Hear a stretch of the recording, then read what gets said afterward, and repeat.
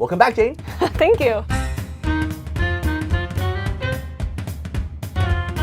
Let me ask you, if you want to persuade somebody and then you're gonna give 5 points to your argument, which order would you place? Your strongest argument, your second strongest argument, your third strongest, and then your weakest? I would start with the weakest one and build up. So what we've learned in law school and from my studies, the best way to persuade somebody if you have multiple arguments is to give the strongest one first, and then your second strongest maybe, or your third strongest, and then your weakest, put it in the middle, and then end with your either your second strongest or your strongest. Because most of the time, people remember the last thing and the first thing. So they don't really remember the middle that much. So if you have multiple arguments, you definitely want to land and end with a bang. Same applies to interviews. So when you present yourself, what you talk about in the beginning, and then all the way in the end, right? So what are you going to leave the interview with? A good example is if you know the position that you're applying for requires a lot of storytelling or being very creative or being good with words, maybe right before it ends, you could say, oh yeah, by the way, I'm a dungeon master. I play a lot of D&D, right? A lot of stories, right? Crumbles to the ground! Lucas cuts off the 7 heads and Dustin places them into his bag of holding. Or if it's a very technical role, you're creating like worlds and you're creating like algorithms and you have to see the bigger picture. You're like, oh, by the way, I also created a board game, right? I've been selling it. And just to get that peak interest, almost like a cliffhanger, I'm like, yeah, we'd love to catch up with you and talk to you about it sometime, right? And then that way, you didn't spend a lot of time talking about it, but now when the interviewer is thinking about you, it's like, oh yeah, it's the guy who, or it's the girl who created a board game, right? That's so cool, right? So let's have the board game girl come back or whatever, right? I remember we were hiring a creative writer in 2019. I remember taking the entire stack and just like flipping on the bottom just to see what they put on the bottom of the resume, right? I don't want to see the top. I don't want to see your like which school you went to, your GPA, who you work for currently, which magazine you're editing. Like just I'm skipping all that part. I'm looking at the bottom, right? And then one of them was he was a dungeon master. And I pulled this one out. I'm like, I'm interviewing this one personally. You guys could sift through this and find somebody else. Interview the person and they got the job. Hey. Another position I hired, also same thing. I flipped through the bottom. They translated the Bible.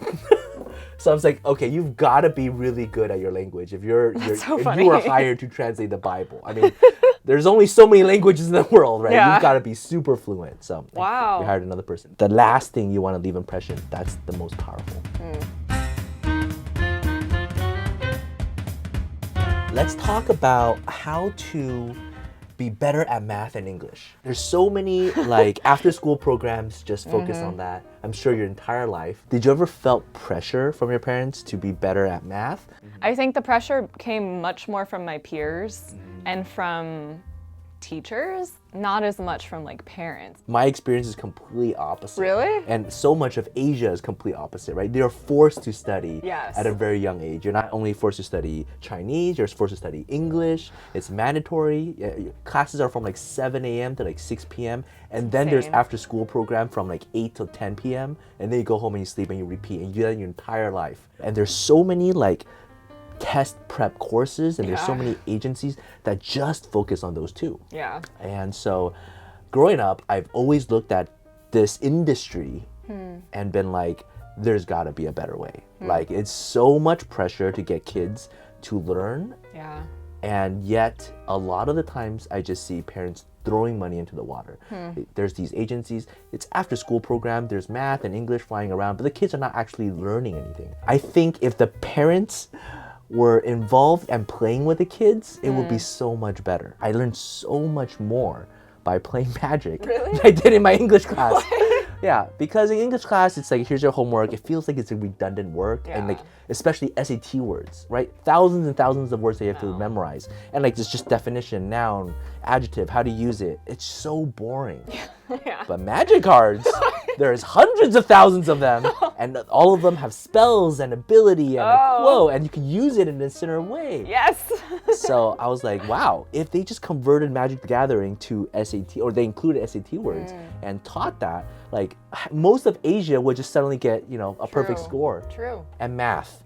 Now, you know, algebra is complex, geometry is complex, but there's so many games. All games, I feel like the fundamental of it is all math, including magic cards. Right? Look Going at back to that. magic, like one game could do both, right? How do you want to learn math and English better? Play magic. There you go. Because you're building a deck, it's all about the ratio. How much mana you have to instant, to sorcery, to creatures. This doesn't mean anything to you, but all my magic card players know. So I feel like that's a shortcut. You want to be better at math and English, don't send them to expensive private school or tutoring classes and all that. Your 10% involvement in your kid's life will teach them so much more about English or math or anything. Yeah. That's just my opinion. I agree, mostly. But not about, okay, so game-wise, what would you pick? I'm picking Dungeon and Magic, Dungeons and Dragons and Magic. I would pick, I don't know, like, okay, but it's a video game. Is that, Okay, yeah. So like FIFA. Okay. I played a lot of, back in the day, like on the computer. My brother and I would play a lot of FIFA, which I don't know exactly. I mean, it's a lot of triangles, technically, when you're passing to everybody. All right. End of the year. A lot of people are extremely stressed about all sorts of stuff. Finances, family gathering, seeing people, not seeing people, just a lot of anxiety. Given the conditions of the world, a lot more anxiety in other parts of the world. How do you deal with stress and anxiety? In the moment, it's really hard because I struggle with that. Like, you're already experiencing it, and there's already probably a lot of factors in the mix. Like, okay, I didn't sleep that much last night. I didn't eat properly or like enough or too much. I haven't like worked out in a while. I haven't stretched, and so there's like a compounding effect where now I feel icky and stressed about that. But it seemed like all that happened in the past. Healthy habits that I've kind of tried to do is just not add anything to that list, because that's what have propensity to do, is to feel bad and then feel bad about feeling bad and then kind of just make it worse. So now it's more about like giving myself some slack, being like, you don't need to stress about being stressed, or you don't need to, you don't need to add to that. And so kind of just chilling out. A lot of the advice I found online, it seems so hard, right?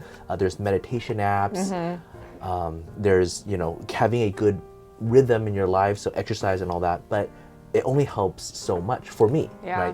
Definitely if you get a lot of cardio in, it erases a lot of the stress, but how much time can you do cardio every single day? And also there's some things that are like continuously there. Like people, if you're stressed about finances or some big problem, it's gonna be continuous. So how do you get it out of your head?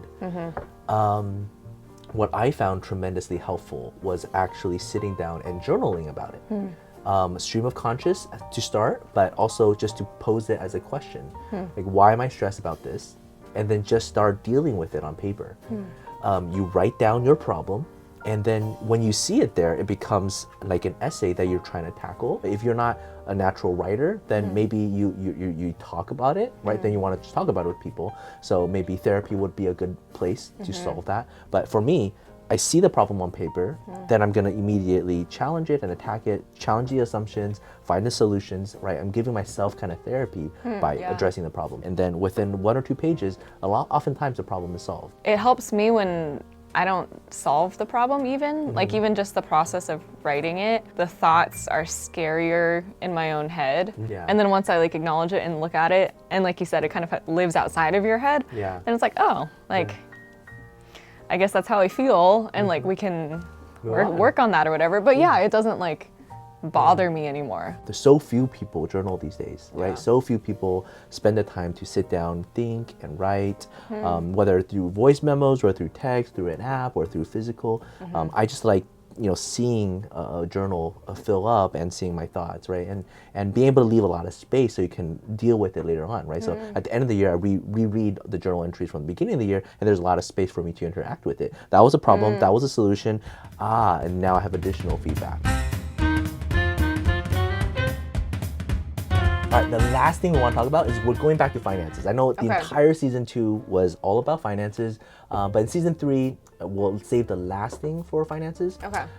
This one is about passive income. I know searching the internet, they're like, you have to have a passive income, find a passive income. But generally, there's only 2 passive income, right? There's real estate where you collect rent, or you have stocks that pay dividends, and those are the kind of 2 passive incomes. Yes, in our previous episode, we talk about like if you're bored, but those are all like kind of active stuff. Yeah. So another thing that you can help you retire much more conveniently, easily, is if you just tweak your lifestyle so that you kind of have a passive income. So here's one that everybody knows. Okay. If you are renting, you share the lease with somebody else, right? Of course. Yeah. But you take that idea, like why does that work? Another example is, let's talk about your wardrobe. For most people, it's just a pure expense. You buy it, and then it becomes trash years later, right? It has absolutely no value. But if you do it correctly, the things that you buy actually increases in value. So many girls have expensive bags, and those expensive bags actually go up. And so a lot of my friends who are girls convince me that it's a good investment, right? And so buy expensive bags. Well, that can also apply to everything else. If that's true for bags, it's true for everything else. So the idea is, if you're tweaking your lifestyle in a way that can reduce your expense in your normal life, and if you do everything correctly, your rent, your clothing, your food, everything, if it goes from normally you're spending $5,000 to $8,000 a month, if that expense somehow goes to 0, well, who needs a passive income, right? Right. If you are a elite Yelper, everywhere you eat is free food. Well, suddenly you don't have to pay for food anymore. If every vacation that you end up going, it's expensed by somebody else, right? If every conference you go to, you're invited to speak, so everything is paid for, right? Right. So start thinking of your life, what kind of lifestyle you want to lead, and then how can you somehow reduce all of those expenses? Then somehow you've also just earned this passive income. Yeah. As opposed to spend $1 million, buy real estate, and try to collect rent. Right. Be a moocher. Sure. Be a moocher.